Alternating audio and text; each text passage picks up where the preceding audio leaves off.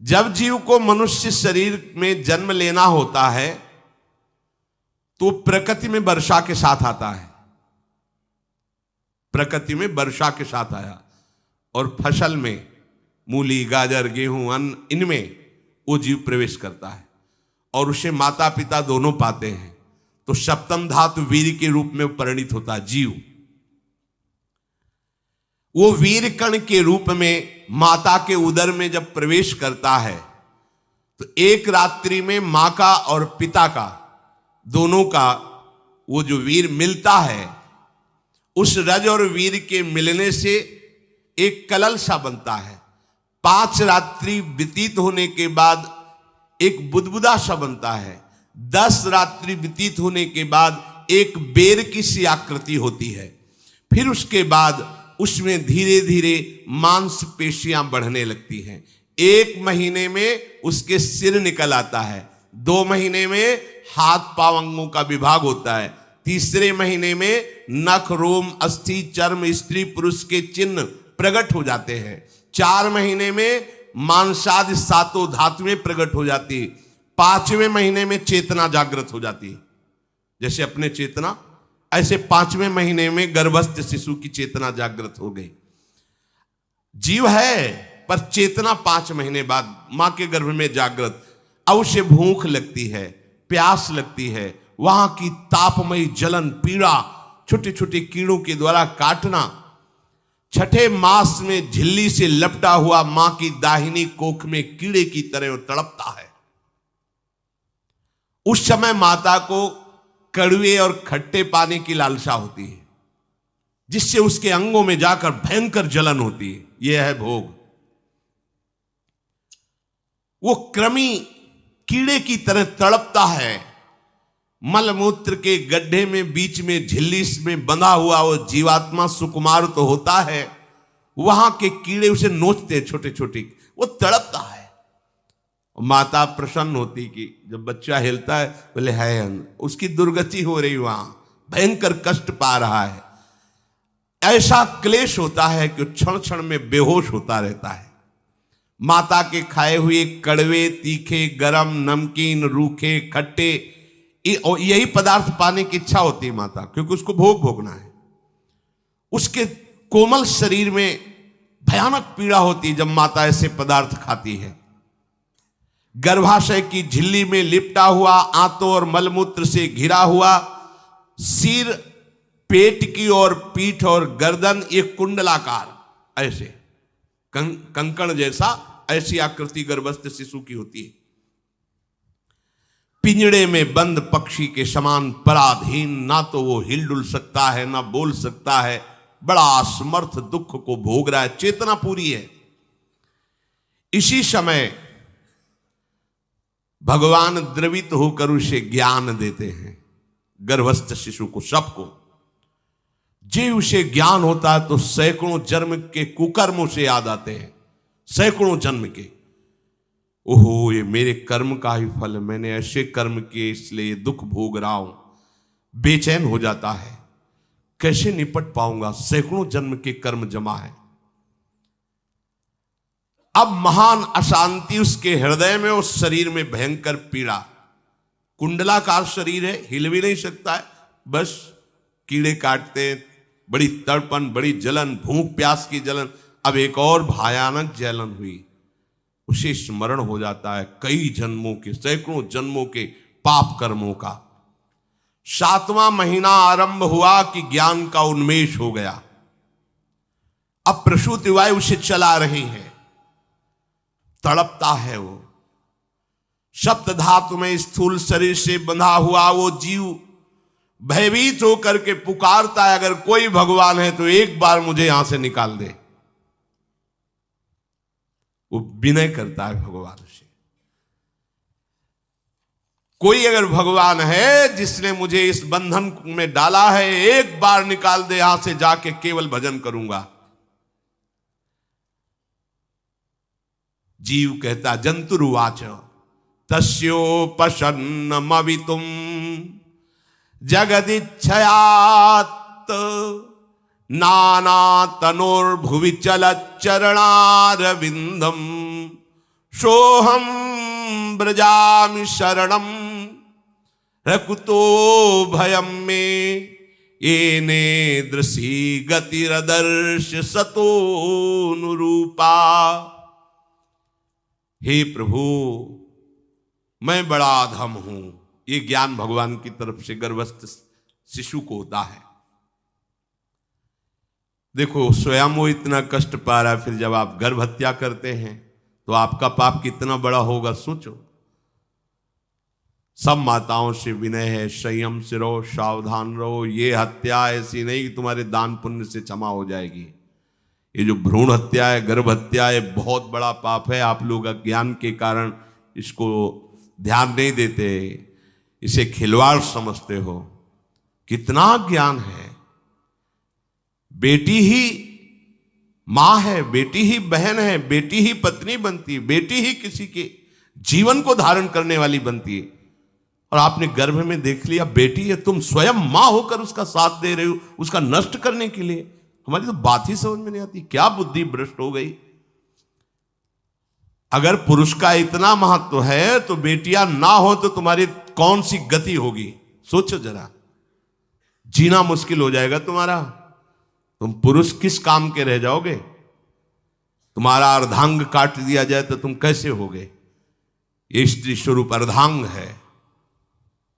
जिस घर में मां बहन नहीं है, स्त्री स्वरूप नहीं, श्मशान जैसा वो होता है। ध्यान दीजिए, ये बहुत बड़ी गलती है जो अपनी बेटियों की हत्या करते हैं। और ये वो पाप है जो अक्षम्य अपराध है। स्त्री हत्या करना शास्त्रों में बहुत बड़ा पाप कहा गया है। फिर वो तो बच्चा है, बिल्कुल नहीं। जिनसे हो गया है, श्रीमद् भागवत का सप्ताह मूल संस्कृत से सुनो और भगवान से प्रायश्चित प्रार्थना करो कि हे नाथ, भूल से गलती हो गई, दूसरा कोई उपाय नहीं। ध्यान से समझ लीजिए, तुम्हारे भ्रूण हत्या गर्भ हत्या के पाप को नष्ट करने में एकमात्र श्रीमद् भागवत समर्थ है, दूसरा कोई नहीं। कोई दान पुण्य तीर्थ स्नान तुम्हें क्षमा नहीं कर पाएगा। यह ऐसा महापाप है। अगर हृदय में जलन करके और मूल संस्कृत के द्वारा पूरी 7 दिन में भागवत श्रवण की जाए नियम से, तो भागवत समर्थ है, इस हत्या के पाप से भी आपको मुक्त कर देगी।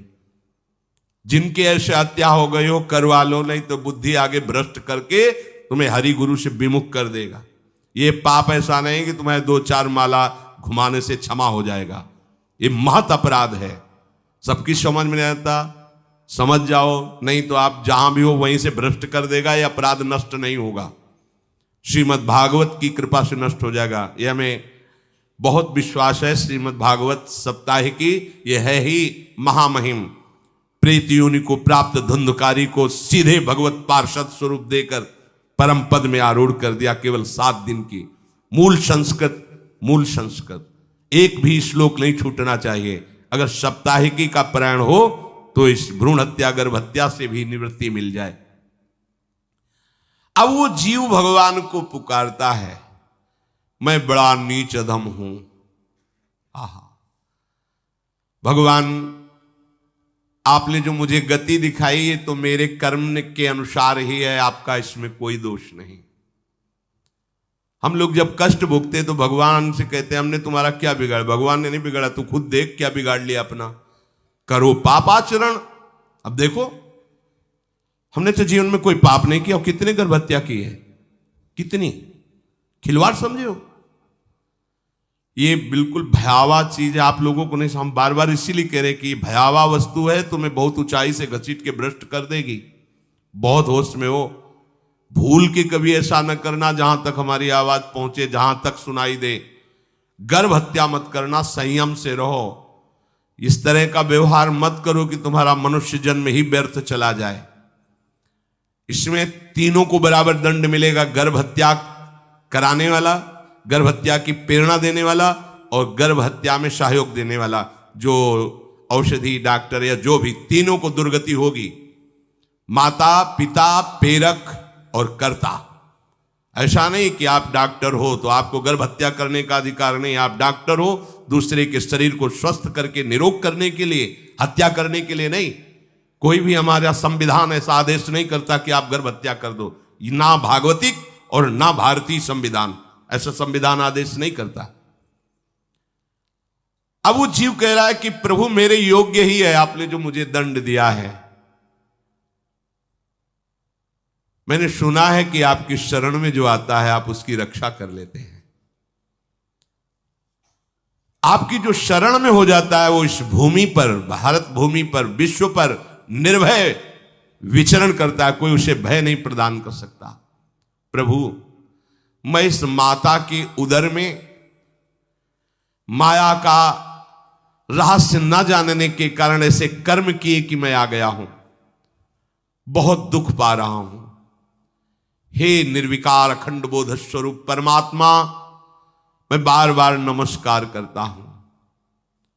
प्रभु मेरे ऊपर कृपा कर दो, एक बार इस गर्भ से निकाल दो। मैं यहां से बाहर जाकर आपका निरंतर भजन करूंगा।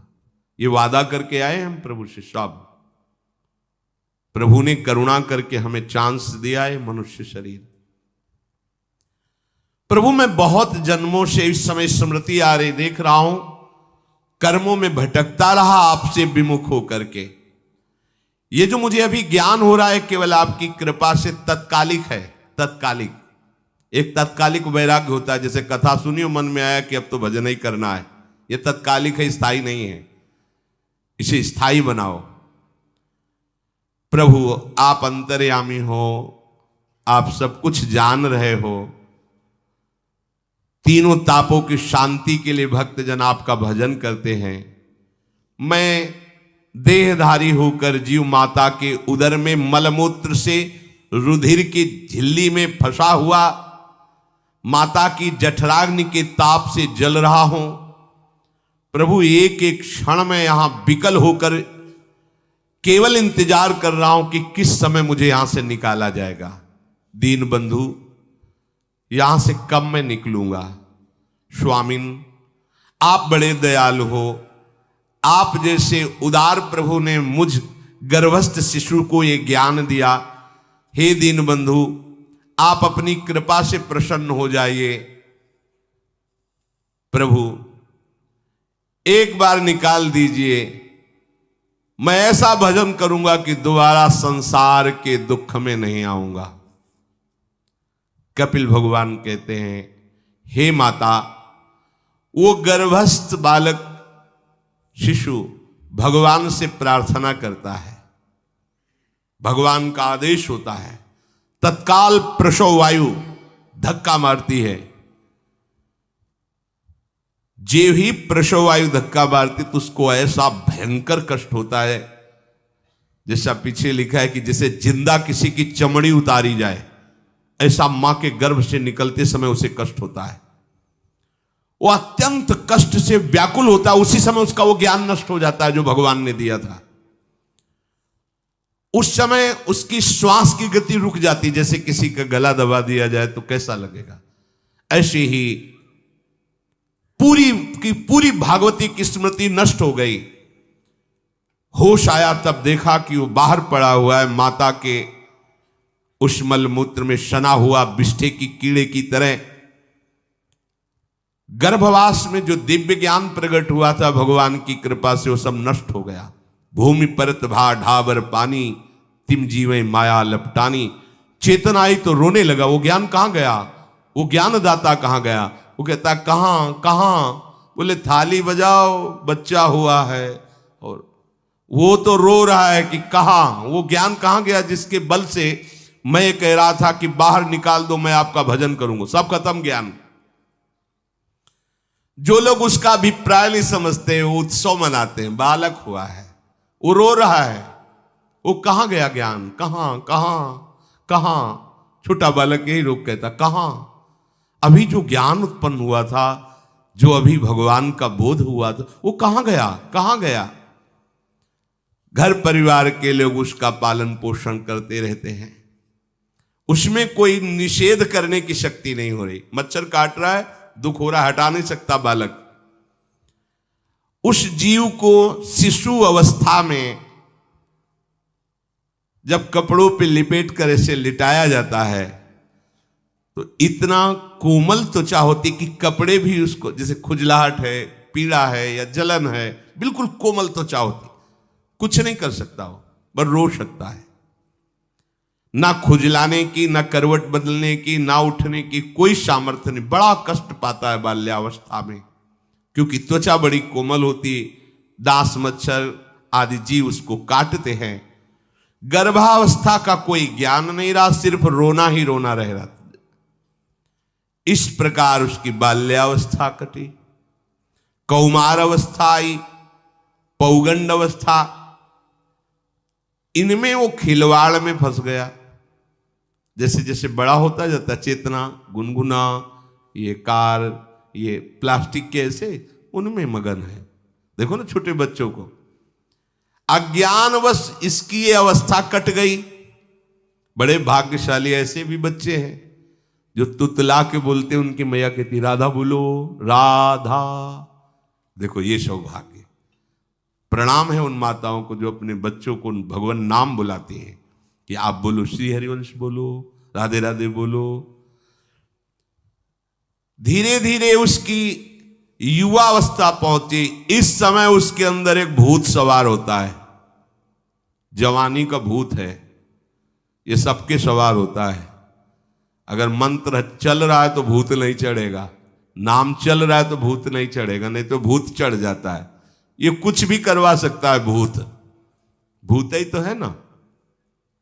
वैसे ही पंचभूत लिपट गए, ये ऊपर से जवानी का और भूत सवार हुआ तो जौवन ज्वर के ही नहीं बलकावा। जवानी में कोई भी ऐसा अपराध नहीं जो हो ना जाए। बड़ा भयानक इसमें स्वरूप होता है। इसमें केवल भोग, केवल भोग, एक ही दृष्टि रहती है, भोग भोगना। अज्ञानवश जब भोगों की प्राप्ति में बाधा पड़ती तो भयंकर वो क्रोध करता है, शोकाकुल होकर हिंसा कर बैठता है।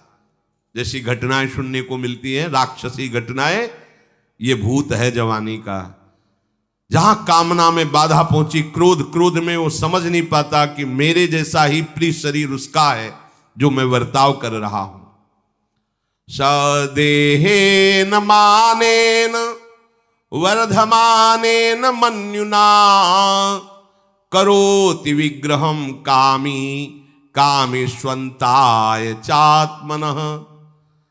जैसे जैसे देह बढ़ता जाता है, पुष्ट होता जाता है, वैसे वैसे भोग वासना और अभिमान बढ़ता जाता है।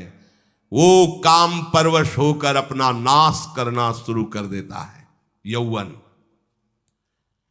वो फिर खोटी बुद्धि वाला वैसे ही पाप करने लगता है जिन पापों के कारण उसकी दुर्गति हुई थी, नरक आदि की, और मां के गर्भ में आया था।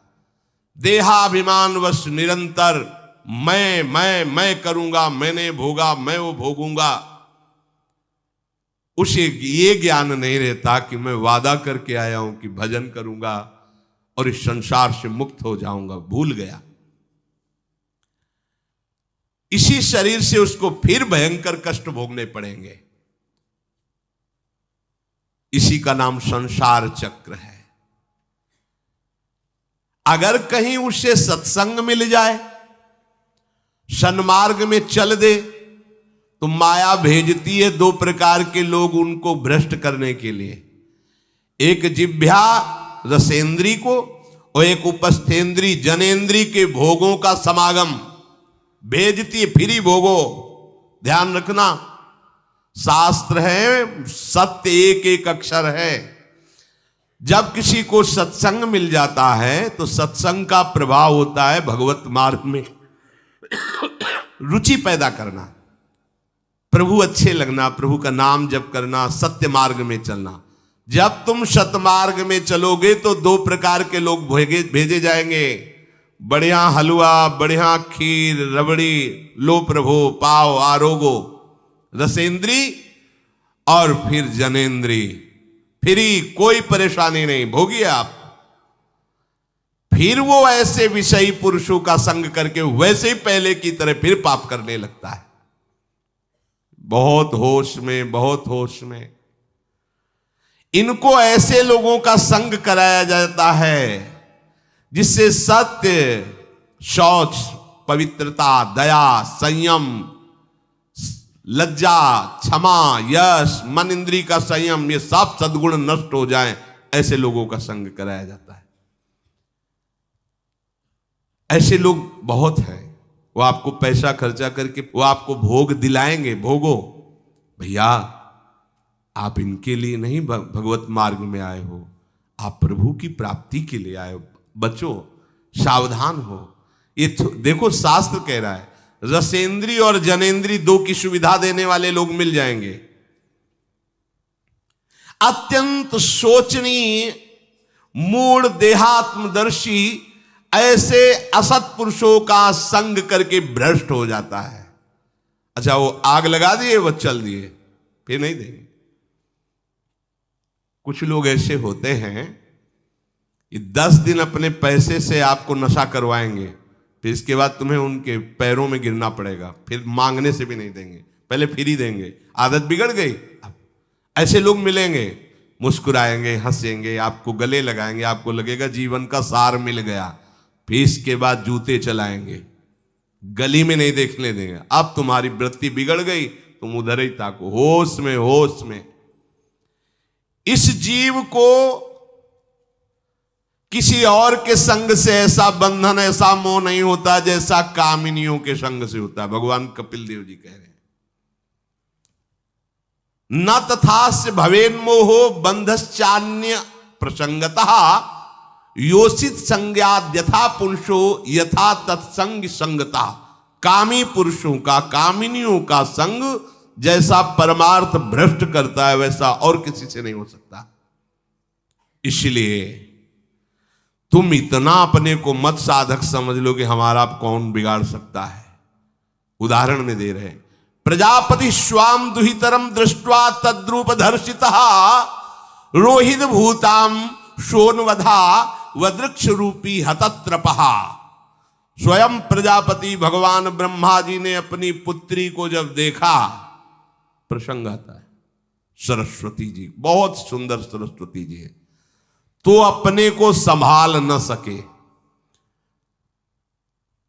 उनके रूप, लावण्य और यौवन के स्वरूप को देखकर भगवान ब्रह्मा जी आकर्षित हो गए।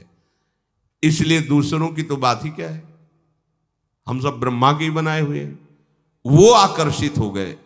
इसलिए बलम में पश्चिमाया स्त्री मैया जैनो दिशाम या करोति पदाक्रांतान भूर्विजंभेण केवलम।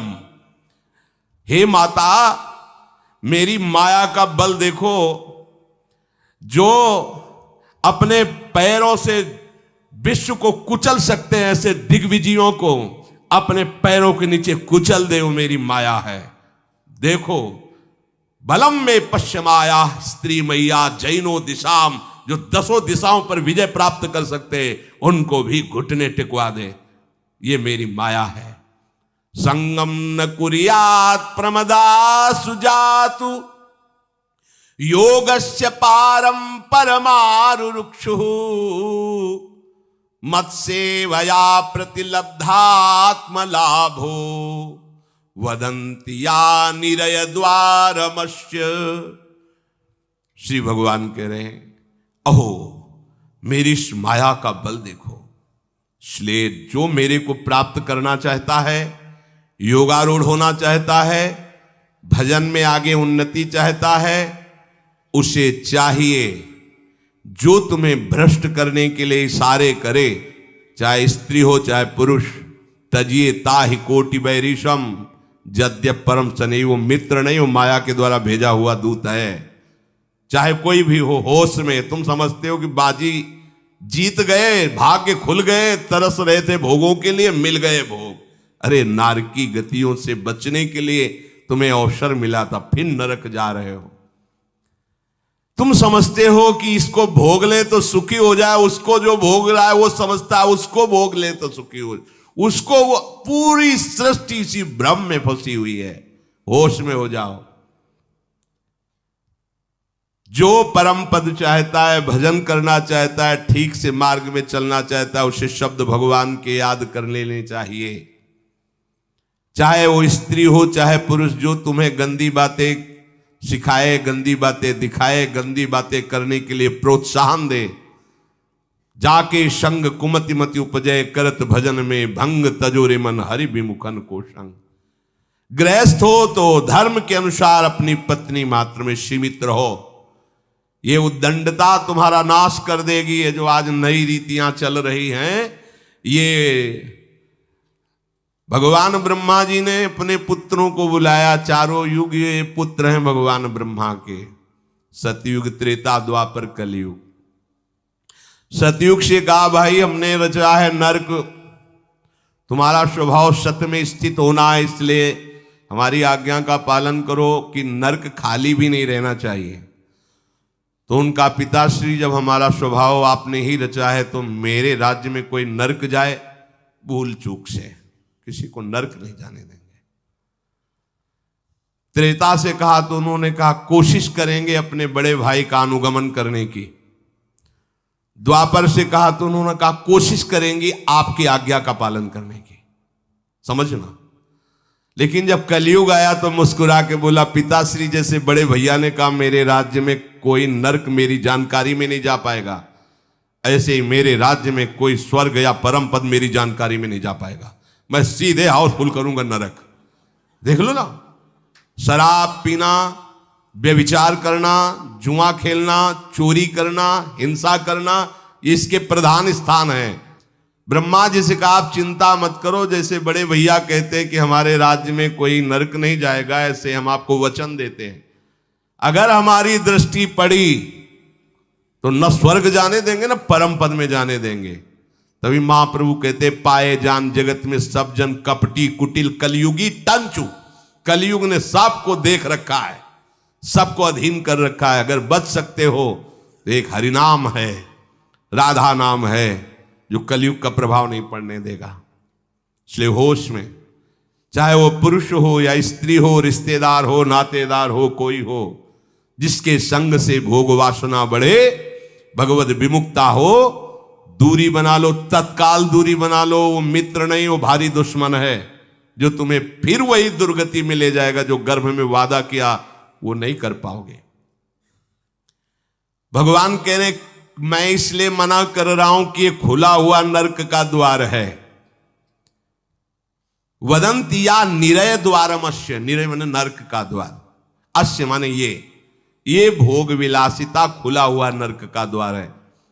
इसका भाव यह है कि इसमें सुख तो है नहीं, सुख भासता है। भासना और है में अंतर है। जैसे रेत में हम देखते हैं सूर्य की किरणें पड़ने पर निर्मल जल भासता है, और प्यास के कारण हम दौड़े तो वहां बालू ही मिलेगी, फिर आगे भासता है, फिर भागे तो फिर भागने से प्यास बढ़ती जाती है, पानी मिलता नहीं। ऐसे ही परस्पर आकर्षण में सुख भासता है, होता नहीं। जब हम उसको स्वीकार कर लेते हैं तो एक मन में उदासी आती कि यहां वो तो मिला नहीं जो चाह रहे थे, तो वो दूसरा दिखाता है, वो आगे, वो उधर गया तो फिर वो पूरा जीवन नष्ट हो जाता है। और मिला नहीं क्योंकि है नहीं, भासता है, सुख भासता है नहीं।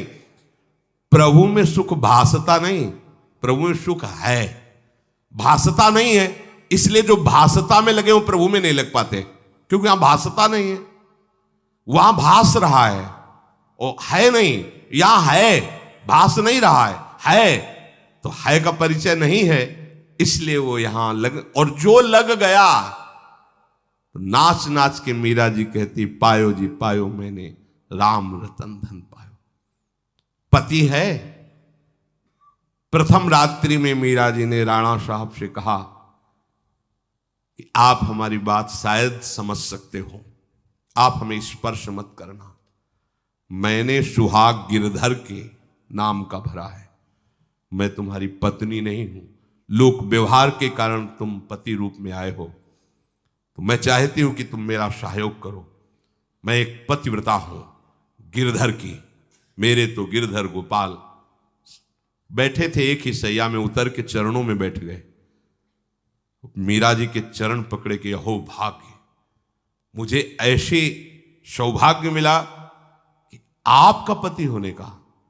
एकांत में आप हमारी गुरु होंगी और समाज में आप पत्नी का स्वांग करेंगी, जिससे आपको विक्षेप नहीं पड़े। आजीवन निर्वाह किया, एकांत में गुरुवत मीरा जी के प्रति व्यवहार करते राणा साहब, और व्यवहार में मीरा जी पत्नी जैसा व्यवहार में बाहर, और अंतर में ऐसी सदगति हुई राणा की जो बड़े बड़े योगियों को दुर्लभ है।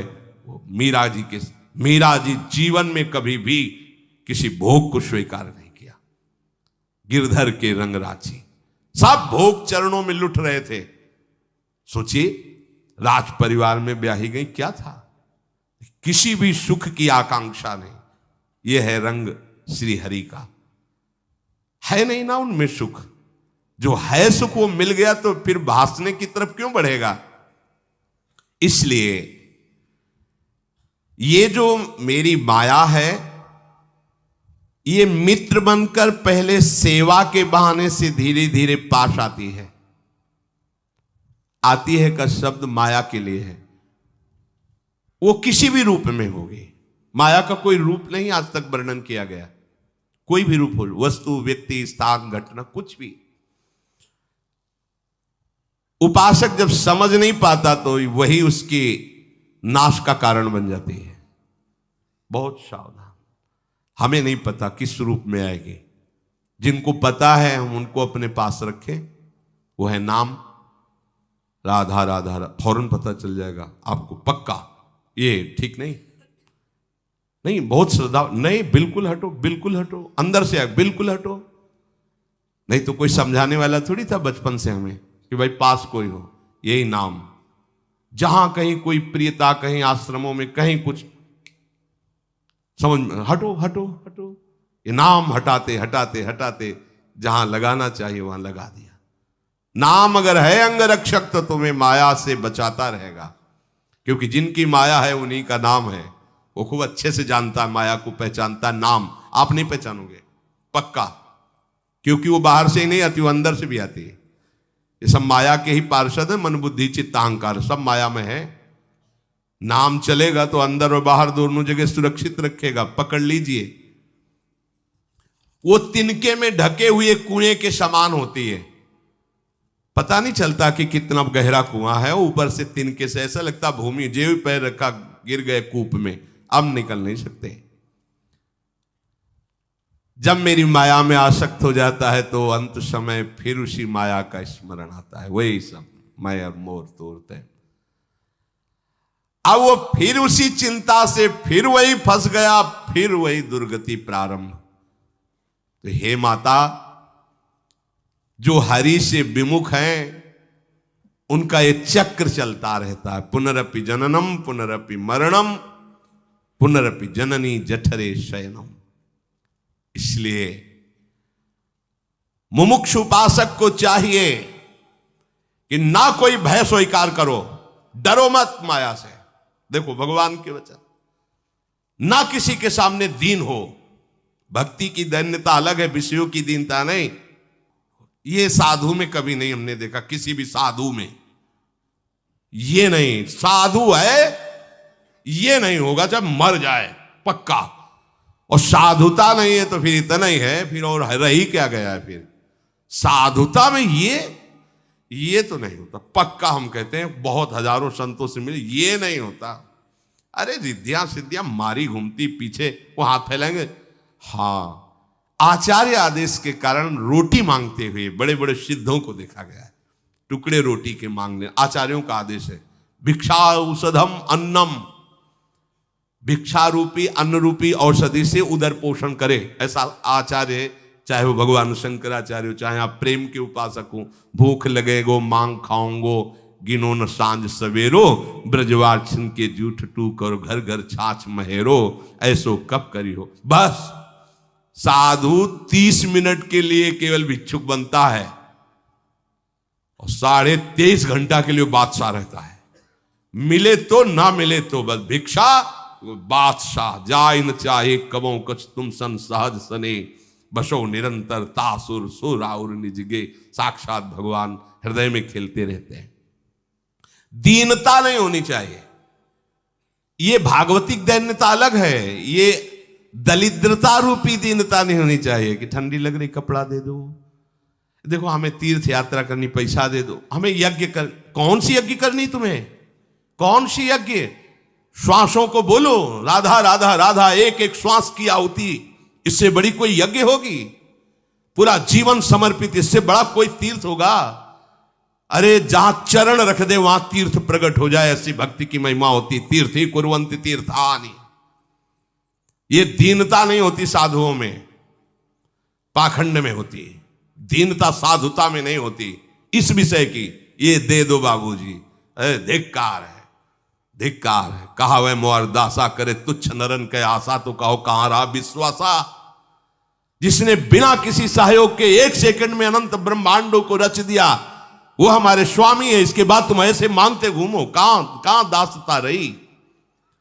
भय, जिसके भय से मृत्यु भी भयभीत होकर काम कर रही, जिसके भय से सूर्य चंद्र प्रकाशित हो रहे, जिसके भय से पृथ्वी जल में नहीं डूब रही, वो हमारा स्वामी है। फिर हमें भय किससे? मोह, चराचर जगत मेरे प्रभु का अंश, बस इस बात से प्रीति है। कोई शारीरिक संबंध से नहीं, माता पिता भाई बंधु नहीं। हमारा संबंध नाते नेह राम के मनियत सुरत सुदेव। जहां लो जितने भी संबंध है, केवल आराध्य देव के संबंध से।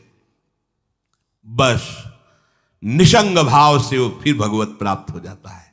ये सावधानी रखनी। निसंग भाव, कोई मित्र नहीं, कोई शत्रु नहीं। इस माया में संसार से मुक्त होने का यही उपाय है। भय नहीं, दीनता नहीं, मोह नहीं, किसी का संग नहीं, अपने श्यामा श्याम श्यामा श्याम श्यामा श्याम, उनके नाम के, उनके आश्रित। वो आगे से आगे ऐसा दुलार करते हैं, आपको सोचना ही नहीं पड़ेगा। जैसे माँ को पता है बाल भोग कब कराना है बच्चे को, कौन सी पोशाक धारण करानी है, कहाँ उसको खेलने ले जाना है, ऐसे ही हमारे प्रियालाल को पता है ये दास है, इसको कब क्या। सच्ची मानिए, आगे से आगे व्यवस्था उनकी। आश्चर्य में हो जाओगे आप जब अपना अहंकार उनको समर्पित कर दोगे। हम अहंकारी जीव अपने अहंकार के कारण धक्का खाते घूम रहे। नहीं, अखिल कोटि ब्रह्मांडों का सृजन करने वाला प्रभु है। 4 लाख योजन का एक पहाड़ केवल है, सोने का प्योर सोने का, मिलावट नहीं। 4 लाख योजन, 1 योजन 4 कोस, 1 कोस 3 किलोमीटर। कितना एक से एक रत्न इस पृथ्वी में है। ऐसे मालिक के गुलाम हो, ऐसे हाथ फैलाते घूमो। राधा राधा। इस शरीर को बहुत ध्यान से सुन लो। जो इस शरीर को निक्षेप माने धरोहर होता है, धरोहर की भांति। जैसे हम तुम्हें दे दें कि 500 रुपये रख लो, हमें जब काम लगेगा ले लेंगे, तो 500 रुपये रखे आपकी जेब में, लेकिन आप कभी उसे अपना नहीं मानेंगे। अगर कभी आवश्यकता पड़ी, किसी ने बताया कि 500 रुपये आपकी जेब में, नहीं, वो तो धरोहर है। जब वो मांग लेंगे तो उनको हम खर्चा, धरोहर का खर्चा स्वयं में नहीं किया जाता। ईमानदार आदमी धरोहर को जैसे रखा वही, ये नहीं कि हम 500 खर्चा कर लेते हैं फिर कमा के 500 दे देंगे, नहीं, वही सेम टू सेम वैसे ही वापस होगा। तो ये शरीर प्रभु की धरोहर है। सुधा निधि में भी एक श्लोक में आया है, ये प्रियाजू की धरोहर है। कबीरदास जी ने कहा है, चदरिया जैसी की तैसी धरि दीनी। जैसी दी थी प्रभु, हमने मलिन नहीं की, वैसे की वैसे वापस कर दी। तो क्या होगा उसका परिणाम? मोक्ष, भगवत प्राप्ति। इसे मलिन करने का अधिकार तुम्हें नहीं। ये चदरिया जो मिली है, मनुष्य शरीर, ये भगवत प्राप्ति। इसे गंदा मत करो। शरीर को धरोहर की भांति रखकर, ये गुरु की संपत्ति है, ये इष्ट देव की संपत्ति। तन वांग मनोभिरमलई सोहम तविवासिता। ये शरीर, ये मन, ये वाणी हमारे गुरुदेव को समर्पित, उनकी आज्ञा के अनुसार चलना है। तो क्या होगा? अनासक्ति बढ़ेगी, किसी से कोई राग नहीं। अनासक्त होकर वो भगवत प्राप्त हो जाएगा। एक ही उपाय समस्त दुखों से बचने का, मामुपेत्य। जो मेरे आश्रित हो गया, मेरा भजन करता है, पुनर्जन्म नहीं होता उसका। क्योंकि दुखालयम शाश्वतम, संसार में वही जवानी, वही बुढ़ापा, वही रोग, वही योनियों में भटकना। थोड़ा तो थक जाओ। तुम्हें नहीं चाहिए दिव्यता, तो कम से कम इतना समझ लो। फिर वही प्रारंभ वाली बात कहते हैं कि देश विदेश सुख के लिए भटकते हो, तो हम भी तो ऐसे देश की बात कर रहे हैं जहां सुख ही सुख है। जहां काल की भी चाल नहीं है, वो है निकुंज देश। निकुंज देश के राजा हैं श्यामा श्याम। चलो ना वहां, राधा राधा रूपी धन कमाओ, यहां किसी से व्यवहार न करो, प्रेम का व्यवहार भगवत समर्पित करो, राग द्वेष का व्यवहार मत करो, तो इसी जन्म में ये कर्म परंपरा खत्म हो जाएगी। पता नहीं कौन कौन सी योनियों में हमें जाना पड़े मां के गर्भ में। इसलिए भाई ये आखिरी जन्म होना चाहिए, ऐसा कर लो, ऐसा धन कमा लो जो तुम्हारे साथ चले, वो है राधा नाम। अब जीवन में धोखा ना होने पावे। सबसे प्रार्थना है बच जाओ, आगे और कलयुग भयानक रूप लेके आएगा, आपसे भजन नहीं होगा। अभी देख लो, न खान पान पवित्र है, न संग पवित्र है, न दृश्य पवित्र है, आगे तो और भी। ये ऐसा समय पैदा करेगा कलयुग कि कोई राम कृष्ण हरि नाम सुनाई नहीं देगा। भा भ्रष्टाचारा सब संसारा धर्म सुने नहीं, कहीं स्वाहा स्वधा तो खत्म होता जा रहा है। देख लो, पहले यज्ञों की भरमार होती थी, कहां यज्ञ हो रहे हैं। ऐसे ही अभी सत्संग सुनने को मिल रहा है, कितने जगह सत्संग होता है, भगवत प्राप्ति का कितनी जगह सत्संग होता है, खोज लो आप पूरे भारत में। कितनी जगह शुद्ध शास्त्र सम्मत भगवत मार्ग की बात मिलेगी। कितने नाम जापक रह गए हैं वास्तविक। आगे चल करके आपको सपोर्ट ही नहीं मिलेगा भक्ति का। जैसे अभी डरने लगे कि अगर तिलक लगा के जाएंगे तो ऑफिस वाले क्या कहेंगे, स्कूल में तो कंठी और तिलक ही नहीं धारण करने दिया जाता। बच्चे कहते हैं, घर में कहते हैं तुम सुहागवती हो, कंठी तो विधवा धारण करती हैं। कैसा दुर्बुद्धि घर वाले। और ठाकुर सेवा ये तो विधवाओं का काम हुआ। सच्ची सौभाग्यवती वही है जिसने ठाकुर सेवा स्वीकार कर ली। सच्चा मंगल सूत्र कंठी ही है जिसने हरि का पहन लिया। कैसी मंद बुद्धि है लोगों की। ऐसी मतलब सौभाग्यवती भी कंठी पहन सकती हैं, तो हमें लगता है इससे बड़ा दुर्भाग्य क्या होगा, हम इसे सौभाग्य मानेंगे। राम हरि कृष्ण बोल न पावे, कंठी न धारण करे, रज न धारण करे और उसे सौभाग्यवती, तो कौन सा सौभाग्य। मरण धर्मापति, कुछ दिन में वो भी मरेगा, फिर बनना क्या बनना, न भजन लायक रह जाओगे न संसार लायक रह जाओगे। प्रार्थना मान लो, थोड़ा कड़ुआ लगेगा लेकिन बहुत मीठा है परिणाम इसका। यत् अग्रे विस्मयो परिणामे अमृतोपमम। जिसमें शुरुआत विष जैसी लगे उसका परिणाम अमृत में होता है। खूब भजन करो और इसी जन्म में श्री जी को प्राप्त करो। श्री राधा वल्लभ लाल।